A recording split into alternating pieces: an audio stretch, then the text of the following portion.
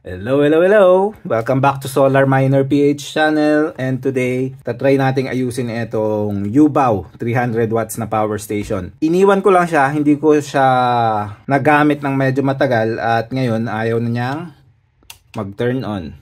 So, yung main switch, yung inverter, wala nangyayari. At kapag ita-charge natin, dito yung charging input niya, 12 volts in. Wala. Dapat iilaw yung battery na ito. Kaso, wala nangyayari. Parang may nabasa na akong nag-comment dun sa una nating video na itong Yubao na mukhang same issue, hindi nagamit, tapos ayaw nang mag-on. Or dinischarge nila hanggang mag-empty, tapos hindi na nila ma-charge. So, titingnan natin kung bakit ayaw nang mag-charge. Ang unang suspetsa ko dito ay natulog lang yung BMS. Kasi yung ganun na senaryo, hindi nagamit, tapos ayaw na mag-on, ay kadalasan ganun ang nangyayari. Natutulog yung BMS, kaya hindi na natin ma-on. Yung charging input kasi natin ay controlled ng microcontroller. So, kung tulog yung BMS natin, walang power yung microcontroller, hindi natin ma-charge. So, yun ang problema dun kapag nakatulog yung ating BMS. So, verify natin. Ayan, so eto ay mukhang negative na wire mula sa battery. Kulay pula siya pero negative yan. At eto yung main positive ng battery. Etong dalawang makapal papunta sa inverter yan. At eto yung papunta sa mainboard. Tingnan natin yung sa mainboard kung may voltage ba. Wala. So, walang power yung ating mainboard, hindi nga natin siya ma-charge. Yung papuntang inverter, may power yung papuntang inverter, 9.6, kasi parang nakaparallel lang siya dito sa main connection ng battery. Ayun, nakaparallel nga lang siya, 9.6 din. Ang 9.6 volts ay below sa minimum voltage ng LiFePO of our battery, kasi ito ay 4S na LiFePO of our battery, minimum voltage niyan 10 volts. So, below na siya kung 9.6 volts. Ayan, 2.5 volts ang isang cell, tapos naka 4S, 10 volts dapat, pero 9.6 yun na nadidetect natin. So, malaking chance tulog lang yung BMS natin. So, paano natin siya magigising? Madali lang. I-charge lang natin. Yun lang, kapag ganito ang nangyari sa power station nyo, hindi ma-turn on, at ang huling ginawa nyo ay dinischarge nyo or in-store nyo na matagal, yan ang possible na nangyari, natulog lang yung BMS. So, hopefully, yun lang talaga yung problema natin. So, gagamit tayo ng power supply para magising natin yung BMS. Ayan, nakaset sa 12 volts yung ating power supply. So, dito yung negative. At dito yung positive. Ayan.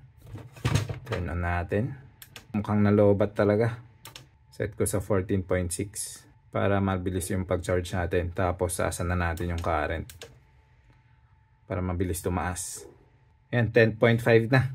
Yan, maganda kung meron kayong power supply. Very useful talaga kapag nagsa-solar kayo or mahilig kayo mag-experiment na kung ano-ano. Yan, 11 volts na. Pwede na yan. Test natin. Tingnan natin kung bumaba ulit yung voltage. 10.56. Okay. Ngayon, tingnan na natin kung merong voltage yung papunta sa ating control board. Wala pa rin. Try natin tagalan in case gusto niya ng mas matagal.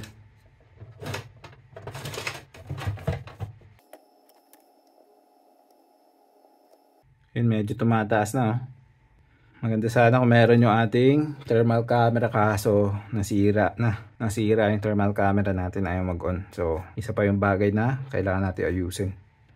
Di pala natin na-check yung fuses. So, check natin. Okay naman yung mga fuse.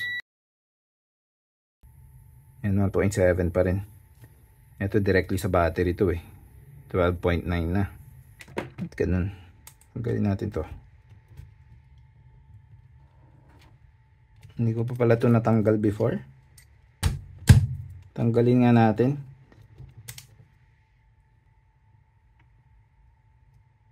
Ay. Ngayon, nagising na. Nagising na. Hindi ko alam kung anong nangyari. Na-short ko lang ata. Nakita nyo, napagdikit ko yung terminals. Umilaw na.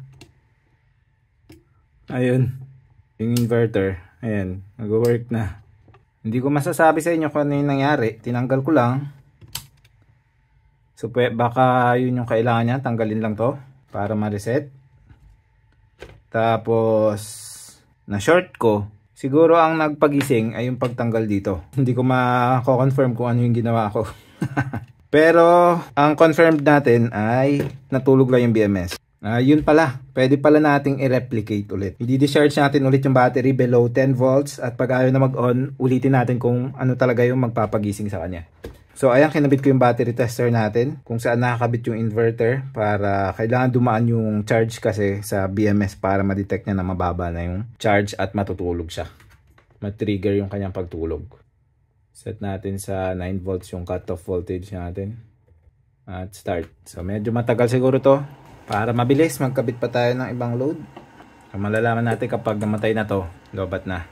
Mag-charge pa pala tayo ng power station. Charge natin. Nalobat na yung power station. Para hindi naman sayang yung energy. Ayan, nagcha-charge. So, babalik ako kapag patay na to. Sige. Ayan. Ayaw nang mag-on. Tingnan ulit natin kung nawala na. Ayan, meron pa. 11.3. So, hindi pa natutulog. Ayan o, 11.3. Same pa rin. Hindi pa siya natutulog. So, kapag magcha-charge tayo, dapat magta-turn on yan. Ayan, nag-turn on pa. So, yun yung mangyayari dapat kapag nalobat. Pwede ka pa rin mag-charge. Kasi, namatay siya ng 11 point something. So, hindi niya sinagad sa 10 volts. 11.3. Hindi na tayo makakapag-discharge kasi mamamatay na yan. Ang gagawin natin, magdidirect na tayo. Yun na natin kung yun, hindi na nag-on. Tapos check natin yung voltage. Ayan, mabilis na yan bababa. Kawawa naman yung battery ko. Sasagad natin. So dapat hindi nyo sinasagad up to 0% to. Para hindi matutulog yung BMS. Ayan, natulog na. Nakita nyo? Hanggang 9 volts lang tayo pero tigil ko na to. Ayan. Nag 9 volts na siya. Tapos bumagsak na yung voltage dito. Naging 1 point something na lang. So natutulog nga. So alam na natin yung nangyari. Kasi kapag discharge yung up to 0% or kahit hindi nyo i-discharge up to 0%, iniwan nyo lang na matagal, unti-unti kasi nababawasan yung capacity ng battery. Nagsa-self-discharge yan, may paunti-unti lang. Hanggang sa bumaba siya ng 10 volts at pag below 10 volts na, natutulog na yung BMS, hindi na mag-on yung control board, hindi mo na siya matcha-charge. Ayan, oh, ayaw nang mag-charge kasi wala nang power yung microcontroller dito. Baka yung microcontroller din ay merong kinukuhang konting power yan kahit nakapatay. So, kapag iniwan mo, unti-unti nga nababawasan yung battery natin hanggang sa bumaba siya sa 10 volts. So, ulitin natin kung ano yung ginawa natin kanina. Una, chinarge natin dito. Tapos, tinanggal natin to at na-short natin. So, nung chinarge natin, hindi nagising. Try nating tanggalin muna to.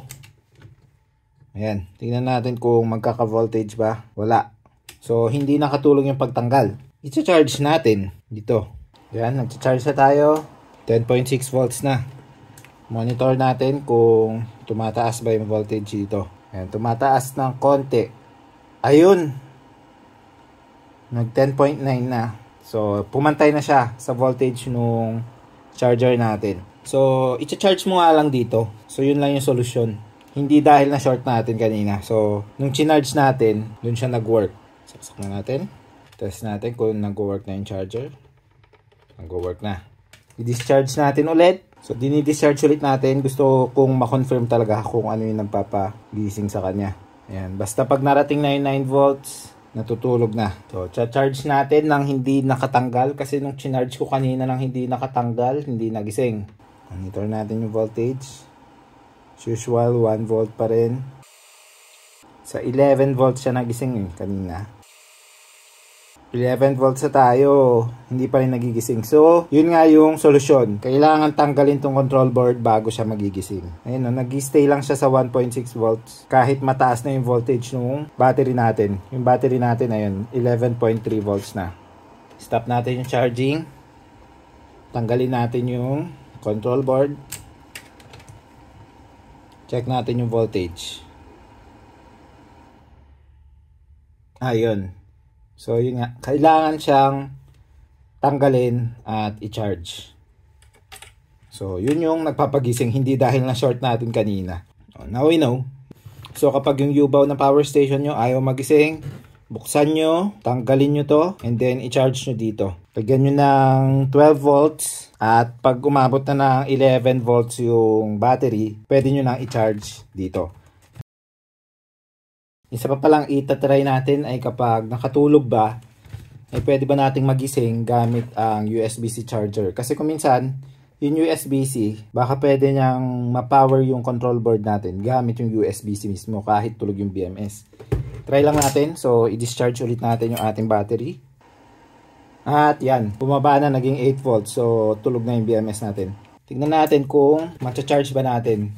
Ginagamit ko tong Tilex natin na merong power delivery output. So, kahit anong charger siguro na 65 watts, pwede nyong gamitin pang charge.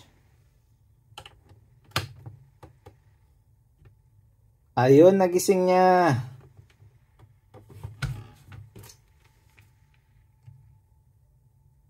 Oh, so pwede pala yun. So, instead of bubuksan nyo, pwedeng USB-C ang panggising nyo. Kapag chinarge natin ngayon ng charger natin, dapat magcha-charge na siya. Ayan, nagcha-charge na. So, yun pala yung madaling way para magising. Gamitan nyo na USB-C charger.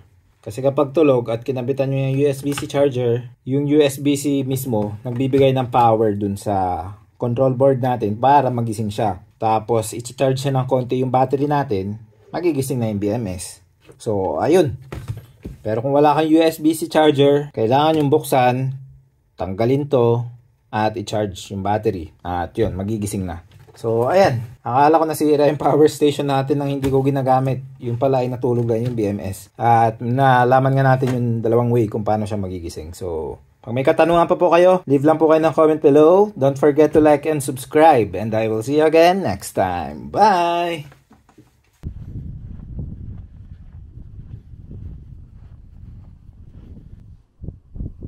40 watts.